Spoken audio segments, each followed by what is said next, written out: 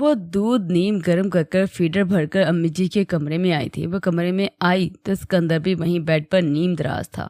ربیل اسے نظر انداز کرتی امی کی گود سے رو رو کر نڈھال ہوتی عائشہ کو لے کر اپنے سینے سے لگا گئی تھی۔ وہ عائشہ کو لے کر صوفے پر بیٹھی تھی۔ فیڈر جیسے ہی عائشہ کے لبوں سے ٹکرایا، عائشہ کا رونا دھونا یکدم بند ہو گیا تھا۔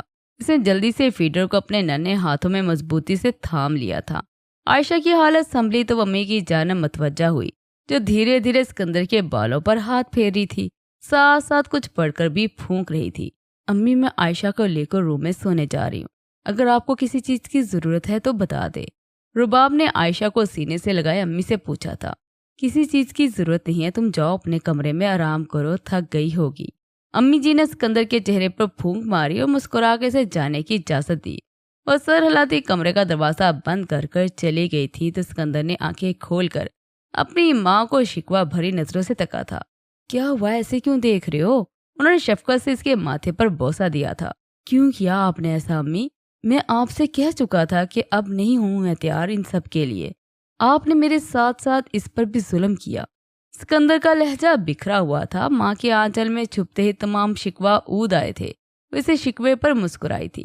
آج تمہیں اور اسے بھی یہی لگتا ہے کہ میں نے تم دونوں پر ظلم کیا ہے، پر مجھے پورا یقین ہے کہ آنے والے وقتوں میں تم دونوں ایک مثالی جوڑا بنو گے۔ ان کی آنکھوں میں چمک تھی اور وہ چمک ایسی تھی جیسے انہیں وہ منظر دکھ رہے ہوں۔ امی اتنے خواب نہ سجایا کریں کہ ان کے ٹوٹ جانے پر آپ بھی بکھر کر رہ جائیں۔ اسکندر نس اپنی سر ان کی گود میں دھرا تھا۔ ہائے تمہارے منہ میں خاک، میرے تو دیکھے کہ سارے خواب پورے ہوں گے، تم دیکھنا۔ ان کو پورا یقین تھا۔ امی لائٹس آف کر دے، مجھے نیند آ رہی ہے، اس نے آنکھیں موند کر کہا تھا۔ ہائے باولا ہو گیا ہے کیا؟ سیدھی شرافت سے جاؤ اپنے کمرے میں جا کر سو۔ امی جی نے اس کے کندھے پر ہلکا سا ہاتھ جڑ کر کہا تھا۔ پلیز امی، یہ سب چونچلے میں بالکل برداشت نہیں کروں گا۔ اس کے لہجے سے اس کی بیزاریت کا اندازہ لگایا جا سکتا تھا۔ زیادہ ترنم خواں بننے کی ضرورت نہیں ہے، سیکنڈوں میں تم مجھے اپنے کمرے میں جاتے نظر آؤ۔ امی نے اسے دھمکایا تھا تو وہ بے یقینی کے عالم میں انہیں دیکھتا رہ گیا تھا۔ امی نے اسے خود کو دیکھتے پا کر نظر انداز کیا تھا۔ وہ اپنا کمبل کھول کر خود پر ڈالا تھا۔ میں یہاں سے ایک ذرا بھی نہیں ہلنے والا، وہ جل کر کہتا غصے کو قابو کرنے کی کوشش میں دندنایا تھا۔ مرضی ہے تمہاری، اگر ساری رات باہر لانچ میں سونے کا ارادہ ہے تو میں کچھ نہیں کہوں گی۔ امی نے صاف اسے خود سے پرایا کر دیا تھا۔ امی، یہ سراسر غلط ہے۔ اسکندر نے افسوس کیا تھا۔ مجھے غلط اور صحیح کی کوئی خبر نہیں، بس مجھے اتنا پتا ہے کہ ابھی مجھے شدید نیند آ رہی ہے۔ میرے کمرے سے باہر چلے جاؤ اور لائٹس بھی آف کرتے جانا۔ بوڑھی ماں کی تھکن کا کوئی احساس ہی نہیں ہے تم نکارا اولادوں کو۔ امی نے کروٹ کے بل لیٹتے سے جھڑکا تھا۔ وہ چاروں نے چار کمرے کی لائٹس آف کرتا پیر پٹکتا کمرے سے نکل گیا تھا۔ وہ امی کے کمرے سے نکل کر باہر صوفے پر آ کر لیٹا تھا۔ من ہی من اپنی زندگی میں ہوئے نئے اضافے پر کڑنا وہ بالکل نہیں بھولا تھا۔ صوفے پر اپنا سر اٹھا کر پٹکتے وہ کافی زور و شور سے بڑبڑا رہا تھا۔ عجیب عذاب بن کر رہ گئی ہے یہ زندگی بھی۔ اللہ اللہ کر کر سکون آیا تھا زندگی میں کہ امی سے وہ بھی ہضم نہ ہوا۔ لے کر کھڑکا دیا فوراً نکاح۔ اس کی بڑبڑاہٹ عروج پر تھی۔ وہ جو سر درد کے باعث اپنے لیے کافی بنانے باہر آئی تھی، اس کی گہر افشانیاں سن کر وہ اپنی جگہ تھم کر رہ گئی تھی۔ اس سے پہلے کہ اسکندر مزید اپنے دل کے پھپھولے پھوڑتا، نہ جانے کہاں سے ربیل کو چھینک آئی تھی۔ وہ جو بڑے سکون سے آڑا ترچھا صوفے پر بیٹھا تھا، چھینک کی بات سن کر لیٹے لیٹے ہی اس نے ہلکی سی گردن موڑ کر اسے دیکھا تھا۔ ربیل کو لگا تھا وہ اسے وہاں دیکھ کر تھوڑا تو شرمندہ ہوگا، پر ایسا بالکل نہ ہوا۔ وہ شرمندہ ہونے کے بجائے ربیل پر ہی بھرم ہوا تھا۔ شرم نہیں آتی لوگوں کی پرسنل باتیں سنتے ہوئے؟ اس کی بات پر ربیل نے گہری سانس لے کر ادھر ادھر دیکھا، پھر اسے جواب دینا ضروری نہ سمجھتے ہوئے سیدھا کچن میں جا کر گھسی تھی۔ وہ اس کا اس قدر نخرہ دیکھ بھویں اچکا کر رہ گیا تھا۔ تو اتنا نخرہ تو کوئی گدھا بھی نہ اٹھائے۔ ایک بار وہ پھر بڑبڑایا تھا، پہلے کی طرح اس بار بھی اس کی آواز ربیل کے کانوں سے بآسانی جا ٹکرائی تھی۔ کافی مگ میں پھینٹتے اس کے ہاتھ ایک پل کو تھما تھا۔ جبرے بھیج کر وہ دوبارہ کافی پھینٹنے لگی تھی۔ اس کو لگتا تھا اس کے ایسے نخرے دکھانے سے میں اسے امپریس ہو جاؤں گا۔ ایک اور بڑبڑاہٹ۔ اب ربیل کی بھی برداشت تمام ہو گئی تھی۔ وہ کافی کا مگ زور سے سلیب پر پٹکتی باہر آئی تھی۔ آپ کو پتہ ہے جو لوگ ایسے خود سے بڑبڑاتے ہیں انہیں دنیا والے کیا کہتے ہیں؟ اپنے جبرے زبردستی کھینچ کر مسکرانے کی ساخت میں ڈھالتی مستصفر ہوئی تھی۔ وہ جو اس کے نخرے سے ایسے ہی سڑ رہا تھا، بدلہ لینے کا اس سے بہتر کوئی موقع نہ ملا تھا۔ بغیر جواب دیے اپنی پاکٹ سے موبائل نکال کر فالتو کی اسکرولنگ کرنے لگا۔ وہ جس سے کڑک والی سنانے کے ارادے میں تھی، اس کی حرکت پر گہری سانس لیتی، خود کو کمپوز کرتی، کچن سے اپنی کافی کا مگ لیتی، پیر پٹک کر کمرے میں چلے گئی تھی۔ وہ سر جھٹکتا واپس اپنا سر بیزاری سے صوفے پر گرا گیا تھا۔ پتہ نہیں اور کیا کیا رنگ دیکھنے پڑیں گے اس کے، نہ اگر نہ ہو تو، سکندر من ہی من میں بڑبڑایا تھا۔ سورج کی نرم کرنیں ارد گرد پھیلی ماحول کو خوشگوار بنا رہی تھی۔ ایک نئے دن کے ساتھ سب کی زندگیوں میں کچھ کاموں کی شروعات ہوئی تھی، تو کہیں آج بہت سے لوگوں کے بہت سے کام اپنے انجام کو پہنچنے والے تھے۔ ربیل جو ساری رات عائشہ کے ساتھ سوتی جاگتی رہی تھی، صبح کے 9 بجنے کو تھے مگر اس کی آنکھ نہیں کھلی تھی۔ وہ اور عائشہ دونوں سوئے پڑے تھے۔ امی اس کے اندر ناشتہ کرنے بیٹھے تھے جب ربیل کی اتنی دیر تک سونے پر اس نے اپنی ماں کی کچھ آنکھیں کھولنا چاہی۔ آپ تو کہہ رہی تھی کہ آپ کی بہو بڑی ہی سگڑ ہے، پر یہ تو کیا، وہ تو ابھی تک بستر توڑ رہی ہے۔ سکندر نے چائے کا کپ لبوں سے لگایا، ساتھ ایک نظر اپنی ماں کے چہرے کو بھی جانچا۔ ہاں تو اس میں کوئی شک نہیں کہ وہ سگڑ ہے، اور یہ کون سی کتاب میں لکھا ہے جو دیر تک سوئے گا وہ سگڑ پن کی کیٹیگری سے خارج ہو جائے گا۔ امی نے بھی ناک سے مکھی اڑائی تھی۔ آپ اسے کچھ زیادہ ہی سر پر چڑھا کر بیٹھی ہیں، کل کو مجھے لے اڑے گی اور آپ ہاتھ ملتی رہ جائیں گی، اس نے جل کر کہا تھا۔ امی سے ایک نظر دیکھ کر شرارت سے مسکرائی تھی۔ یعنی تم میری بہو کے ساتھ اڑنے کو تیار ہو؟ اللہ نہ کرے، آپ کی بہو آپ کو بڑی سیدھی لگتی ہے، پر معافی امی جان، آپ کی بہو کسی ناگن سے کم نہیں۔ وہ بری شکل بناتے ساتھ بالکل نہیں بھولا تھا۔ ایک بات پوچھو بیٹے، برا تو نہیں مانو گے؟ وہ سنجیدگی سے متصفر ہوئی تھی۔ پوچھئے، بھلا میں نے بھی کبھی آپ کی باتوں کا برا مانا ہے؟ وہ یکدم بگڑے ہوئے بیٹے سے اپنی ماں کا سعادت مند بیٹا بن گیا تھا۔ شکل تو ویسے تمہاری ماشاءاللہ سے اتنی بری ہے، پھر یہ گندی شکلیں بنانے کی کیا ضرورت ہے؟ امی نے بڑی محبت سے اس کا خون چھلایا تھا۔ ہاں، آپ کو کہاں اپنی چہیتی بہو کی شکل کے علاوہ کوئی شکل پسند آنی ہے؟ اس نے آملٹ کو بڑی بے دردی سے پراٹھے کے نوالے میں لپیٹا تھا۔ ہاں تو میری بہو تو ہے ہی چاند کا ٹکڑا۔ جی جی بالکل گہن لگے چاند کا ٹکڑا۔ سکندر بھی کہاں باز آنے والا تھا۔ جلنے کی بدبو بہت زیادہ آ رہی ہے، تمہیں آ رہی ہے؟ انہوں نے بامشکل اپنی مسکان دبا کر پوچھا تھا۔ ہاں، آپ کو بہو کے کمرے سے آ رہی ہے۔ وہ ان کی بات کا مفہوم سمجھتا جل کر گویا ہوا تھا۔ پر مجھے تو کچھ جلنے کی بدبو اپنی بہو کے شوہر سے آ رہی ہے۔ وہ بھی اس کی ماں تھی، اگر وہ خود کو شیر سمجھتا تھا تو ماں سوا شیر تھی۔ سکندر پیر پٹک کر باہر گارڈن میں چلا گیا تھا۔ امی اس کے سر نفی میں ہلاتی مسکرا کر رہ گئی تھی۔ اٹھ گئی تم؟ ربیل عائشہ کو گود میں لیے باہر آئی تھی تو امی جی نے پیار سے ربیل سے پوچھا تھا۔ جی امی، وہ صبح آنکھ نہیں کھلی، آج اسے شرمندگی ہوئی تھی۔ ارے کوئی بات نہیں، اب تم اکیلی تھوڑی، بچی کا ساتھ ہے۔ ربیل نے اسے تنگ بھی کیا ہوگا جبھی آنکھ وقت پر نہ کھل سکی تمہاری۔ انہوں نے ہمتی عائشہ کو اپنی گود میں لیا تھا۔ نہیں، اس نے تنگ نہیں کیا، ربیل نے مسکرا کر کہا تھا۔ وہ اسے دیکھ کر جواباً مسکرائی تھی۔ کیا اب بھی ناراض ہو مجھ سے؟ انہوں نے عائشہ کے ساتھ کھیلتے سنجیدگی سے پوچھا تھا۔ ربیل نے کئی لمحہ انہیں خاموشی سے تکا، پھر گہری سانس لے کر وہ کہا جو سچ تھا۔ تو کیا نہیں ہونا چاہیے؟ اس نے ساتھ ہی اپنا نچلا لب کچلا تھا۔ نہیں، مجھے نہیں لگتا کہ تمہیں مجھ سے یا کسی بھی ایسے شخص سے ناراض ہونا چاہیے جس نے بس تمہاری خوشی کی خاطر تمہارا گھر ایک بار پھر بسایا ہے۔ انہوں نے عائشہ کو پیار کیا تھا۔ تو پھر دیکھ لے میں کتنی خوش ہوں۔ کل پوری رات اس خوف سے میں سو نہیں سکی کہ کیا پتا جب میں صبح اٹھوں تو پتا آپ کو اپنے دوسرے جوان بیٹی کا لاشا اٹھانا پڑے۔ اس کی آنکھوں میں آنسو کی تہ دار آئی تھی۔ وہ اس کی بات پر مسکرا کر رہ گئی تھی۔ کئی لمحے سنجیدگی سے دیکھتی رہی، پھر گہری سانس لے کر مسکرائی تھی۔ ربیل، تمہیں اندازہ نہیں، پر تم اپنے اللہ کی رحمت سے مایوس ہو چکی ہو۔ شاید تمہارے ساتھ ایک حادثہ ہوا ہے جو شاید نہیں، یقیناً تمہاری آزمائش تھی، اور اب تمہاری آزمائش شاید بڑھ گئی ہے، پر تم آزمائش کے موقع پر خود سے، اپنے نصیب سے، اپنے اللہ سے مایوس ہو رہی ہو۔ وہ اللہ جو کبھی اپنے بندے کو کسی حال میں تنہا نہیں چھوڑتا، وہ تمہیں کیسے تنہا چھوڑ سکتا ہے؟ ایک بار سوچنا ضرور اس بارے میں۔ اللہ نے تمہیں بہت نعمتیں دی ہیں، کبھی اس پاک ذات سے مایوس ہونا چھوڑ کر اس کے عطا پر غور کرو، اپنا آپ انمول لگنے لگے گا تمہیں۔ میں مایوس نہیں ہوں، بس خوف زدہ ہوں، اس نے تعویل پیش کی۔ اچھا، یہ خوف ہے کس بات کا؟ انہوں نے اس کے چہرے پر چھائے اضطراب کو دیکھا تھا۔ اپنے نصیب کا۔ اس نے اپنے دونوں ہاتھ مروڑے، اور نصیب بنانے والا کون ہے؟ ان کے سوال پر ایک پل کو جذبت ہوئی تھی۔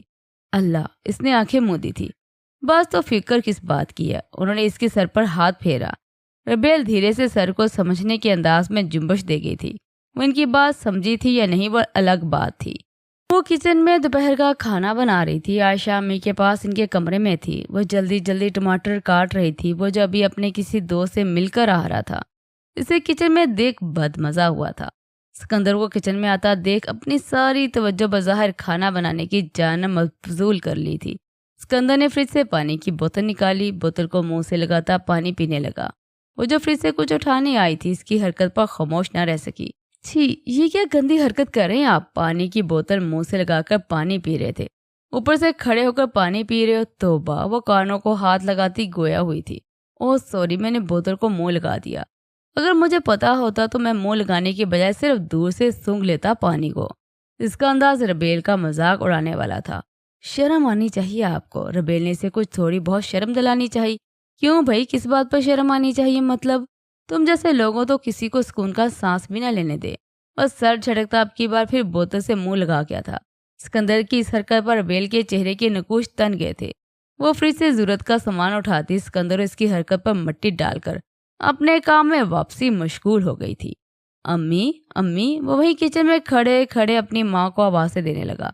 सब्र करो, आ रही हूँ। आवाज़ देकर थोड़ा सब्र भी कर लिया करो। बूढ़ी हड्डियां हैं, एकदम से नहीं उठा जाता। अम्मी की लागर आवाज़ कमरे से आई थी। अगर आपको अम्मी से कोई काम था तो आप खुद चले जाते इनके पास। वो बेचारी क्या उठकर यहाँ तक आएंगी अब?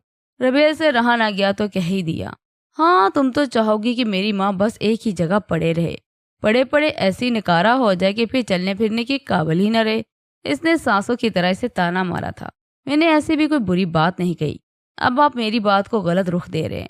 पर जज्बस हुई थी। अम्मी अभी किचन में आ गई थी। देख ले अम्मी, आपकी सीधी सादी बहू आपको आपके ही घर में चलता फिरता देख बर्दाश्त नहीं कर पा रही। आग लगाने का मौका हाथ से जाने देना वैसे भी सिकंदर के लिए बेवकूफ़ी था। नहीं अम्मी, रबेल ने बुखला कर रह गई थी।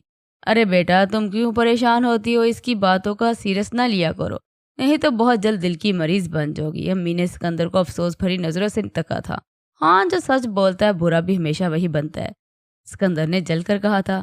सच के ठेकेदार साहब जरा बताना पसंद करेंगे कि मुझ बूढ़ी को आवाज़ें देकर क्यों बुला रहे थे आप? उन्होंने किचन में पड़े छोटे डाइनिंग टेबल की कुर्सी घसीटी। बड़ी मुश्किल से कुर्सी पर बैठी थी। कमरे से किचन तक आते आते इनका सांस फूल गया था।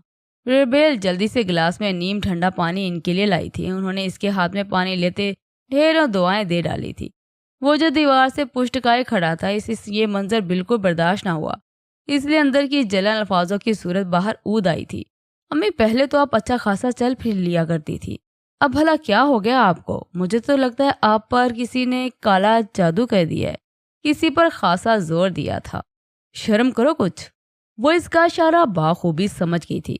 समझ तो वो भी गई थी जिसके लिए ऐसे अल्फाज इस्तेमाल किए गए थे, मगर इसको नजरअंदाज करती अपने काम में मगन रही। इसकी लंबी चोटी किसी स्या नागन की मानद इसकी कमर पर बल खा रही थी। बोलो भी, अब क्यों बुला रहे थे? अम्मी भी उकताई हुई थी। मुझे आपके हाथ के आलू के पराठे खाने थे। वो मुंह फुलाकर गोया हुआ। जो बना है वही खा ले। अम्मी की तबीयत वैसे भी ठीक नहीं, वो कहे बिना रह ना सकी थी। अम्मी, मुझे आपके हाथ के आलू के पराठे खाने हैं, और वो लोग जो जल रहे हैं वो जलते रहे। इनसे कह दे कि मेरी माँ को एक बीमार औरत जाहिर करने की कोशिश हरगिज न करें।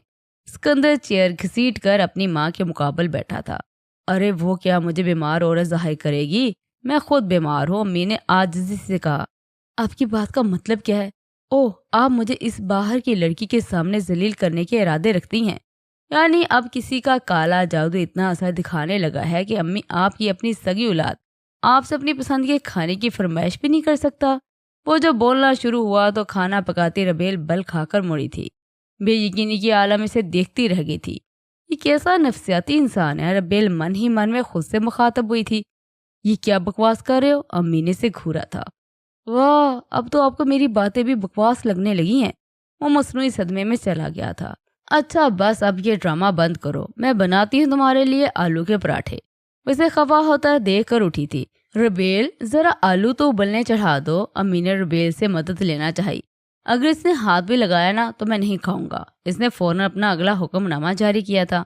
शर्म करो, तबीयत तो मेरी वैसी भी ठीक नहीं, ऊपर से तुम्हारे नखरे। अब अम्मी भी भड़क चुकी थी। میں سب سمجھ رہا ہوں، بنگالی بابا کا عمل اثر کر رہا ہے آپ پر۔ توبہ، کیسی بےہودہ بکواس کر رہے ہو؟ امی نے اسے جھڑکا تھا۔ جا رہا ہوں، کھانا بن جائے تو آواز دے دیجیے گا۔ بس جلتا کرتا کچن سے نکل گیا تھا۔ ربیل نے منہ بنا کر سر جھٹکا تھا۔ دل پر نہ لینا اس کی باتیں، اسے عادت ایسی فضول باتیں کرنے کی۔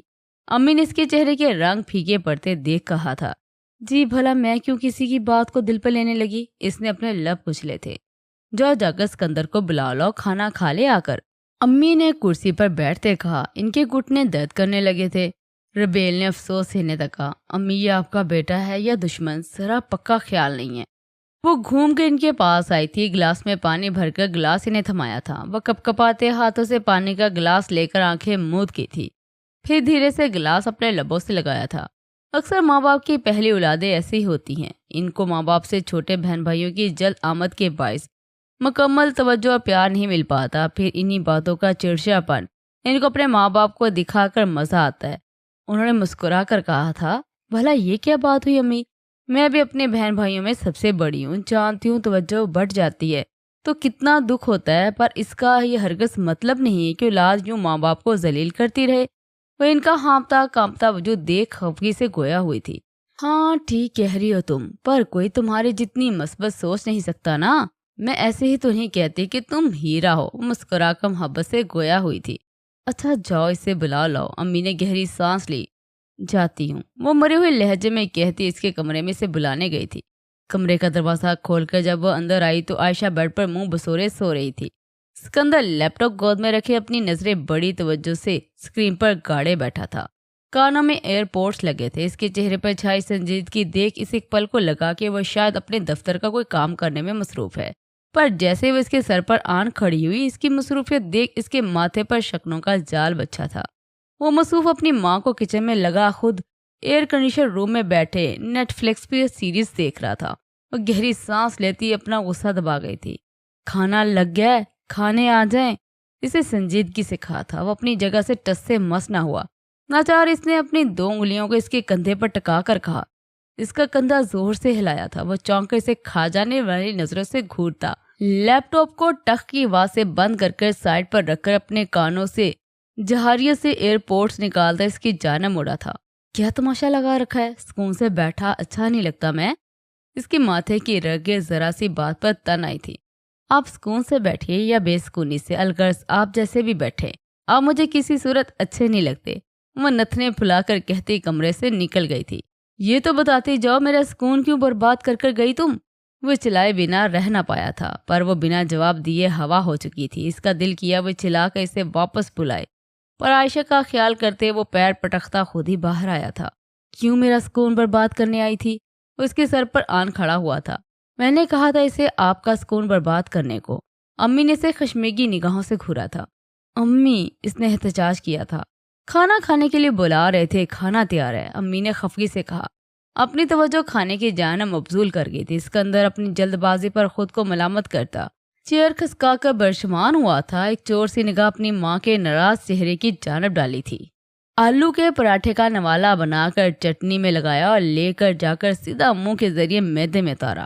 واہ واہ واہ امی، آپ کے ہاتھوں میں تو جادو ہے، اتنا لذیذ کھانا آپ نے بنا کیسے لیتی ہیں؟ اپنی ماں کے خفگی دور کرنے کی خاطر وہ معمول سے ہٹ کر کھانے کی تعریف کرنے لگا۔ زیادہ مکھن نہ لگاؤ، خاموشی سے کھانا کھاؤ۔